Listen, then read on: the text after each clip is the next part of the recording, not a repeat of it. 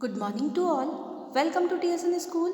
हम पढ़ रहे हैं कक्षा 9 हिंदी व्याकरण का पाठ्यक्रम।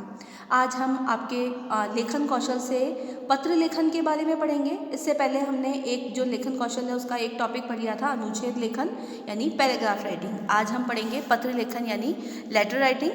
पत्र लेखन यानी पत्र लिखते समय हमें किन किन बातों का ध्यान रखना चाहिए और पत्र कितने प्रकार के होते हैं, पत्र हम किन व्यक्तियों को लिखेंगे, किस प्रकार का उसका फॉर्मेट होता है, इन सभी बातों को हम ध्यानपूर्वक पढ़ेंगे और ये जानने की कोशिश करेंगे कि पत्र आखिर में किस प्रकार लिखे जाते हैं और किस व्यक्ति को लिख रहे हैं उसको किस प्रकार संबोधित करेंगे और पत्र लिखते समय हमें किन किन बातों का ध्यान रखना चाहिए। इन्हीं सभी बातों का आज हम अध्ययन करेंगे।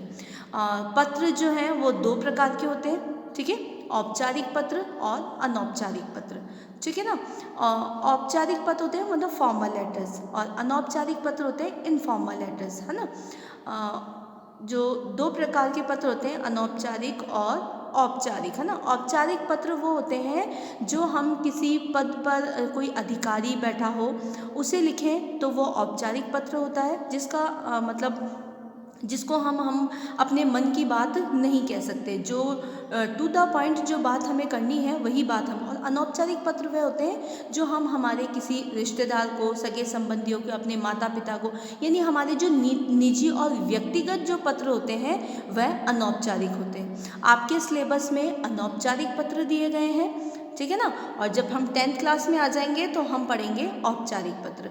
क्लियर। तो अभी हम पत्र लिखते समय हमें किन किन बातों का ध्यान रखना चाहिए, इन बातों को पढ़ते हैं। देखो, पत्र लेखन एक उपयोगी कला है। किसी भी व्यक्ति की जीवनचर्या पत्र के बिना पंगुजी। आजकल तो मोबाइल फ़ोन आ गए, ईमेल का ज़माना आ गया, लेकिन ईमेल में भी हम कुछ टाइप करते हैं। पहले कागज़ों पे उसको लिखा जाता था, आज कंप्यूटर में हम ईमेल नेट के द्वारा अपने विचार को एक दूसरे से व्यक्त कर पाते हैं, ठीक है। जैसे अगर व्हाट्सएप पे भी हमें कुछ चैट लिखनी हो, कुछ बात बतानी हो तो उसको टाइप ही तो करते हैं। ऐसे ही पहले पत्र के द्वारा हम हमारी बात को लिख कर बताया करते थे, है ना। दूसरी तरफ ये ललित कला भी है, क्योंकि इसमें मानव के रागात्मक अनुभूतियों की सहज स्वच्छंद अभिव्यक्ति संभव है। मतलब उसके मन में क्या चल रहा है उसे वह स्वच्छंद रूप से उस पत्र में लिख सकता है। इस विलक्षण कला के उपकरण हैं कागज, कलम और पत्र के आलेख की सूझबूझ, ठीक है। इस मतलब ये जो कला है, पत्र लिखने की कला है, इसके उपकरण क्या है? कागज और कलम, यानी पेन और पेपर होना चाहिए आपके पास, और पत्र लिखने का एक तरीका होना चाहिए, पत्र लिखने की सूझबूझ होनी चाहिए। इसके बाद मैंने आपको बताया था कि पत्र कितने प्रकार के होते हैं, दो प्रकार के, अनौपचारिक और औपचारिक। जो पत्र निजी, व्यक्तिगत या पारिवारिक होते हैं वह अनौपचारिक पत्र कहलाते हैं। ऐसे पत्रों में किसी प्रकार की विशेष विधि या नियम पद्धति के पालन की आवश्यकता नहीं होती है। मतलब आप अपने आपके मन में जो विचार आ रहे हैं उन विचारों को आप विषय वस्तु में संबोधित कर सकते हैं, लेकिन आपको ध्यान रखना है कि जो भी बात आप लिख रहे हैं शिष्टासूचक हो, संबोधन का आप ध्यान रखें, अभिवादन का ध्यान रखें और अनुशासनात्मक शब्दावली का प्रयोग करते हुए आप पत्र लिख सकते हैं। मतलब ये जरूरी नहीं है कि आपके मन में कुछ भी विचार आए तो आप उनको पत्र में लिख दें, ऐसा नहीं है। इसका मतलब ये है कि कोई नियम नहीं बंधा हुआ है कि आपको पहले डेट डालनी है, फिर दिनांक, फिर विषय लिखना है ना। इस तरह से नहीं है। आपके मन में जो विचार आ रहे हैं, लेकिन वह विचार कैसे होने चाहिए? शिष्टापूर्वक होने चाहिए। क्लियर।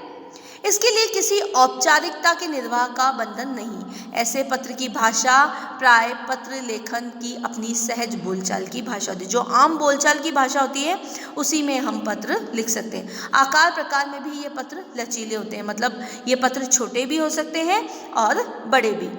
अब जो औपचारिक पत्र होते हैं वो है विशिष्ट नियम विधानों से आबद्ध विधि प्रविधि सम्मत पत्र औपचारिक पत्र कहलाते हैं।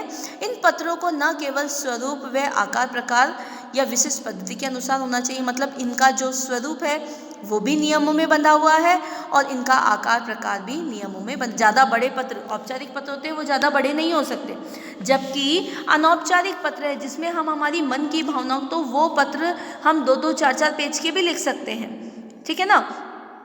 अपितु उसकी विषय वस्तु, विधि, प्रविधि, यहाँ तक कि भाषा शैली भी औपचारिकता के एक निश्चित सांचे में ढली रहती है। सभी प्रकार के सरकारी, अर्ध सरकारी और व्यावसायिक पत्र इसी वर्ग में आते हैं। मतलब कि जो औपचारिक पत्र हैं वो हम किसी अधिकारी को, उन व्यक्तियों को लिखे जाते हैं जिनसे हमारा कोई निजी संबंध नहीं होता है, जैसे प्रार्थना पत्र है, आवेदन पत्र है, या सरकारी विभाग द्वारा जिनको भी हम पत्र लिखते हैं, चाहे वो संपादक के नाम हो, चाहे व्यावसायिक पत्र हो, वे सभी औपचारिक पत्र कहलाते हैं। क्लियर? अब आपके सिलेबस में कौन से पत्र हैं? अनौपचारिक पत्र हैं। अनौपचारिक पत्र वो होते हैं जो हम हमारे रिश्तेदारों को, हमारे सगे संबंधियों को लिख रहे हैं। अब पत्र लिखते समय हमें किन किन बातों का विशेष ध्यान रखना चाहिए, कौन कौन सी विशेषताएं होती है? सबसे पहला है स्पष्टता। पत्र लिखते समय हम हमारी बात को बिल्कुल स्पष्ट तौर पर लिखें। पत्र चाहे किसी भी प्रकार का हो, उसमें स्पष्टता होनी चाहिए। पत्र प्राप्तकर्ता यदि पत्र प्रेषक के आशय को स्पष्ट रूप से ग्रहण नहीं कर पाता तो पत्र का उद्देश्य ही समाप्त हो जाएगा। अगर आप किसी को पत्र भेज रहे हैं और आप उसे कोई बात समझाने का प्रयास कर रहे हैं, अगर वह आपकी बात नहीं समझ पा रहा है तो आपके पत्र भेजने का उद्देश्य खत्म हो जाएगा। सरकारी व व्यावसायिक पत्रों में तो स्पष्टता का गुण सर्वोपरि माना जाता है, यानी कि जो औपचारिक पत्र होते हैं ना, उसमें तो आप स्पष्ट रूप से अपनी बात किसी को कहें। जैसे आपने अगर आपके बिजली संकट की कोई शिकायत की है किसी से, है ना, बिजली विभाग के अधिकारी को शिकायत की, तो उसमें स्पष्ट रूप से बताएं कि आपको किन किन परेशानियों का सामना करना पड़ रहा है और किस प्रकार से बिजली विभाग के जो कर्मचारी हैं वो आपकी बात नहीं सुन रहे हैं। तो वो सारी बात स्पष्ट रूप से आप उसमें पत्र में लिखें ताकि आपकी बात समझी जा सके। स्पष्टता का दूसरा पक्ष उसकी सुवाच्यता से संबंधित है। लिखावट स्पष्ट होने पर ही प्राप्तकर्ता उसे पढ़कर समझ सकता है। मतलब आपकी जो हैंड राइटिंग है वो भी अच्छी होनी चाहिए, लिखावट भी अच्छी होनी चाहिए। और स्पष्टता का दूसरा पक्ष सुवाच्यता, मतलब जो लिखने का जो तरीका है वो बहुत अच्छा होना चाहिए ना, शिष्टापूर्वक। एकान्विति, एक पत्र में प्राय एक ही विषय, संदर्भ या उद्देश्य की पूर्ति। मतलब एक ही पत्र में अगर आप किसी को शिकायत कर रहे हैं या किसी को किसी से कोई बात कहनी है या किसी के बारे में आपको समाचार देने हैं, तो उस पत्र में कहा जा रहा है कि एक पत्र में आप एक ही विषय के बारे में बात करें, उसकी उद्देश्य की पूर्ति उसी में संभव। प्रेषक पत्र प्राप्तकर्ता को जो बात पहुंचाना चाहता है वही मुख्य होनी चाहिए। अभिवादन, अनुशंसा और उत्तर पाने की इच्छा यदि पत्र के औपचारिक अंग है, परंतु उनमें वर्णन, विषयांतर नहीं होना चाहिए। व्यावसायिक व सरकारी पत्रों में विषय प्राय निश्चित रहता है। ठीक है ना, व्यावसायिक पत्र जो है, औपचारिक पत्र जो होते हैं उसमें तो विषय निश्चित रहता है, लेकिन जो अनौपचारिक पत्र हैं उसमें विषयांतर, मतलब विषय का कोई रोल नहीं होता है। हम अपनी इच्छा के आधार पर उन पत्रों को लिख सकते हैं। सहजता, पत्र में लिखी हुई हर बात सहज होनी चाहिए। सहज मतलब बिल्कुल सरल सीधी, उसमें कृत्रिमता नहीं होनी चाहिए।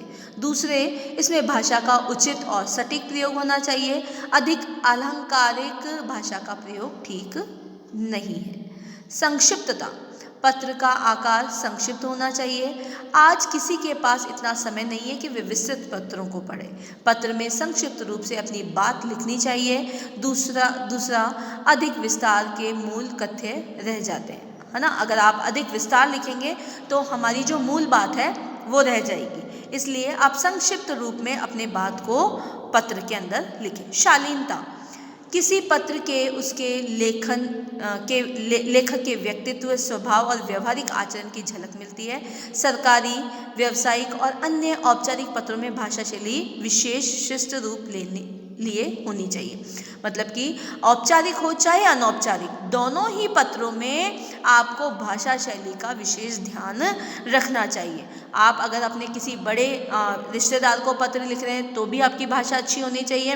अगर आप औपचारिक पत्र में किसी अधिकारी को पत्र लिख रहे हैं तब तो आपको भाषा का विशेष ध्यान रखना ही है। इसके बाद है मौलिकता।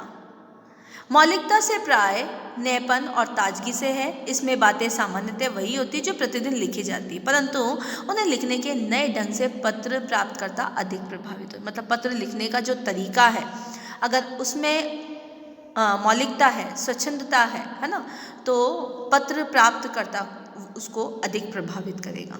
ठीक है। अब पत्र लिखने की विधि, किस तरह से पत्र लिखा जाता है। सबसे पहले प्रेषक का नाम व पता। पत्र लिखने में सबसे पहले बाईं ओर प्रेषक का नाम और पता लिखा जाता है। व्यावसायिक पत्रों में सबसे ऊपर लिखने वाले का नाम और पता दिया जाता है, ठीक है।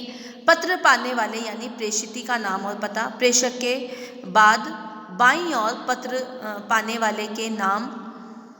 वाले का नाम और पता लिखा जाता है। नाम की जगह कहीं कहीं केवल पदनाम भी लिखे जाते हैं। जब हम औपचारिक पत्र लिखते हैं ना, वहाँ पर तो ऐसा लिखा जाता है, और जब हम अनौपचारिक पत्र लिखेंगे तो वहाँ पर हम पहले बाईं ओर क्या लिखेंगे, अपना पता लिखेंगे, उसके बाद दिनांक, और उसके बाद जिसको हम पत्र लिख रहे हैं उसका संबोधन, यानी संबोधन विषय के बाद पत्र के बाईं ओर संबंध सूचक शब्दों का प्रयोग करें। ये व्यक्तिगत अनौपचारिक पत्र में प्रिय लिखकर प्राप्तकर्ता का नाम या उपनाम दिया जाता है, जैसे प्रिय मोहन, प्रिय मनीषा, ये सब आपके सिलेबस में है ना 9th क्लास में। और जब हम अनौपचारिक पत्र लिखते हैं तो उसमें महोदय शब्द के द्वारा हम पत्र को लिखते हैं। मुख्य कलेवर, संबोधन के बाद पत्र की मुख्य बातें लिखी जानी, मतलब विषय वस्तु का ध्यान रखना। इसका संक्षिप्त, स्पष्ट और रोचक होना अनिवार्य है। मूल कथ्य से ही लेखक की अभिव्यक्ति क्षमता का परिचय मिलता है। अनौपचारिक पत्र में मूल कथ्य विषय से ही संबंधित होना चाहिए। औपचारिक में तो संक्षिप्त और रोचक होना ही चाहिए। इसके अलावा अनौपचारिक पत्र में भी मूल कथ्य विषय से संबंधित हो। समापन निर्देश, पत्र समाप्ति के बाद प्रेषक प्राप्तकर्ता अपने संबंध या विषय में औपचारिकता व अनौपचारिकता के अनुसार कुछ समापन शब्दों का प्रयोग कर पत्र समाप्त कर सकता है। मतलब जैसे आप कह सकते हैं छोटों को प्यार, बड़ों को नमस्कार। इस प्रकार की औपचारिकता के साथ आप अपने पत्र की समाप्ति कर सकते हैं। हस्ताक्षर व नाम, अंत में भेजने वाले के हस्ताक्षर बाईं ओर किए जाते हैं। हस्ताक्षर के नीचे कोष्ठक में प्रेषक का पूरा नाम दिया जाता है। लेकिन आप लोगों को अपनी आइडेंटिफाई नहीं देके आपको क्या करना है, प्रेषक के नाम की जगह आपको लिखना है क ख ग। संलग्न, औपचारिक पत्रों में मूल पत्र, यानी कि अगर आप कोई ऐसा पत्र भेज रहे हैं औपचारिक पत्र, उसमें आप जिन जिन मतलब मूल दस्तावेज की कोई प्रतिलिपि भेज रहे हो, ठीक है, तो उनका भी आपको वहाँ पर उसको ऐड करके लिखना है कि हमने ये दस्तावेज यानी ये कागज़ इनके साथ भेजे हैं। अब देखिए पत्र आरंभ और समाप्त करने की जो तालिका है, देखो पत्रों का प्रकार व्यक्तिगत पत्र और कार्यालयिक पत्र, ठीक है ना। हम अभी व्यक्तिगत पत्रों के बारे में पढ़ेंगे। इसमें जैसे संबंध है बड़ों का, तो संबोधन के लिए मान्यवर, माननीय, पूज्य, है ना, आदरणीय। फिर इसके बाद अभिवादन में क्या लिखेंगे, चरण स्पर्श, ठीक है, सादर, नमस्कार, प्रणाम। और नीचे समापन में आज्ञाकारी, भवदीय या आपका, स्नेहजन, है ना। मित्र को क्या लिखेंगे, प्रिय, प्रिय बंधु, नमस्कार, नमस्ते, ठीक है। बराबर वालों को क्या लिखेंगे, इस तरह से आपको पत्र दिए गए हैं। क्लियर हुआ। अगर अपरिचित को लिखते हैं तो महोदय, महोदया। और ये कार्यालयिक पत्र जो हैं, औपचारिक पत्र जो हैं, वो 10th क्लास में उसके अकॉर्डिंग ये दिए गए हैं कि आप अगर जैसे कार्यालय से संपादक, नगर निगम, रेलवे अधीक्षक, आकाशवाणी, केंद्रीय मंत्री। आवेदन पत्र में प्रधानाचार्य, है ना। और व्यावसायिक पत्र में पुस्तक विक्रेता, बैंक मैनेजर आदि, इनके संबोधन दिए हैं। और नीचे आप विनीत, प्रार्थी, भवदीय, इस प्रकार के शब्दों का प्रयोग करते हुए इनको लिख सकते हैं। क्लियर। अब ये देखिए कुछ अनौपचारिक पत्र के यहाँ पर उदाहरण दिए गए हैं, तो हम एक दो उदाहरण देख लेते हैं ताकि आपको समझ में आ जाए। जैसे पहला उदाहरण है, गांव में रहने वाले अपने माता पिता को एक पत्र लिखिए।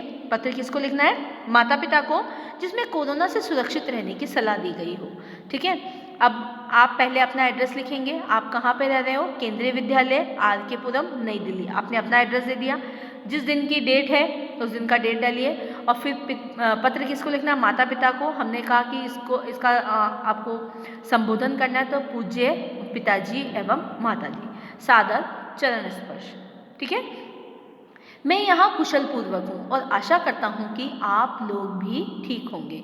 कोरोना महामारी देश में बहुत व्यापक रूप से फैल गई है। मैं कोरोना से बचने के सुरक्षा उपायों को अपनाकर अभी तक सुरक्षित हूँ, लेकिन अब महामारी गांव की तरफ तेजी से फैल रही है, इसलिए मैं काफ़ी चिंतित हूँ, क्योंकि आप लोगों की सुरक्षा बहुत ज़रूरी है। आप लोगों से आग्रह है कि कोरोना से बचने के उपाय जो सरकार द्वारा बताए जा रहे हैं, उन्हें आप लोगों को अपनाकर सुरक्षित रहने का प्रयास करना चाहिए। जैसे 2 गज की सामाजिक दूरी, बाहर निकलते वक्त मास्क पहनना, थोड़ी थोड़ी देर पर साबुन से हाथों को धोना, बाहरी सामान अथवा वस्तुओं को छूने के बाद हाथ को साबुन से धोना, हैंड सैनिटाइजर का प्रयोग करना और किसी बाहरी व्यक्ति के संपर्क में आने से बचना, क्योंकि यह एक संक्रमण फैलने वाली बीमारी है।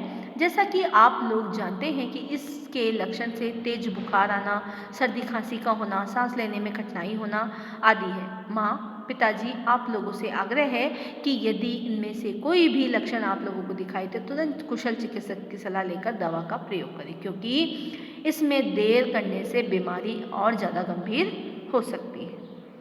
सरकार ने टीकाकरण कार्यक्रम की शुरुआत कर दी है, इसलिए जैसे ही गांव के आसपास के अस्पतालों में टीकाकरण कार्यक्रम की शुरुआत हो तो आप लोग टीका अवश्य लगवा लें। मुझे आशा और विश्वास है कि आप लोग मेरे द्वारा कही बातों को पर अवश्य ध्यान देंगे। विशेष कुशल है आपका आज्ञाकारी पुत्र सुनील। अब यहाँ पर जो सुनील नाम लिखा है इसकी जगह आप कोई नाम ना लिखकर क्या लिखेंगे, क ख ग लिखेंगे। ठीक है, आपको अपना नाम नहीं बताना है। क्लियर? इसके बाद दूसरा है, जैसे अपने मित्र को एक पत्र लिखिए जिसमें कोरोना वायरस के बचाव के उपाय बताइए। देखिए, फिर इसने यहाँ पर कृष्णा नगर दिल्ली मतलब अपना एड्रेस लिखा और उसके बाद अपना प्रिय मित्र, प्रिय मनोज, नमस्कार। मित्र और माता पिता इन पे तो आप यहाँ पर नाम लिख सकते हैं, लेकिन जहाँ पर अपने नाम की बात आती है वहाँ पर आपको अपनी आइडेंटिटी नहीं बतानी है। मैं यहाँ कुशल पूर्वक हूँ, आशा करता हूँ कि तुम भी कुशल होंगे। आजकल कोरोना महामारी ने पूरी कुशल व्यवस्था को ध्वस्त कर दिया है। ऐसे में स्वयं की सुरक्षा से ही हम अपने आप को इस महामारी से बचा सकेंगे। इस वायरस से एक व्यक्ति दूसरे व्यक्ति से तेजी से संक्रमित हो रहा है, इसलिए इसे लेकर बहुत सावधानी बरतने की आवश्यकता है। स्वास्थ्य मंत्रालय ने इस महामारी से बचाने के लिए हाथों को साबुन से बार बार धोने, अल्कोहल आधारित हैंड सैनिटाइजर का इस्तेमाल करने, मास्क का प्रयोग अवश्य करने और टीका लगाने के निर्देश दिए। लेकिन इससे बचने में सरकार के साथ साथ आमजन भी जागरूक होना आवश्यक है। अतः मेरी राय है कि तुम स्वास्थ्य मंत्रालय के निर्देशों का सख्ती से पालन कर अपने को इस महामारी से बचाए रखो। शेष कुशल, तुम अपना बहुत ख्याल रखना। तुम्हारा मित्र क। ठीक है, इसके बाद ये ऑनलाइन शिक्षा वाला मैंने आपको करवा दिया था। ठीक है, इस तरह से आपको पत्रों को किस तरह से लिखना है, पत्र ये मैंने आपको बता दिया कि आपको बाईं तरफ, ठीक है, पहले एड्रेस लिखना है, फिर डेट और जिसको आप संबोधित कर रहे हैं उसका संबोधन लिखकर नमस्कार, सादर प्रणाम, है ना, आदरणीय, इस प्रकार लिख के आप विषय वस्तु लिखें और उसके बाद अंत में अपनी बात का समापन करते हुए अपना नाम तो नहीं लिखना आपको, मतलब अपने नाम की जगह उसको लिखकर आप पत्र को समाप्त कर सकते हैं। क्लियर? आया समझ में? धन्यवाद।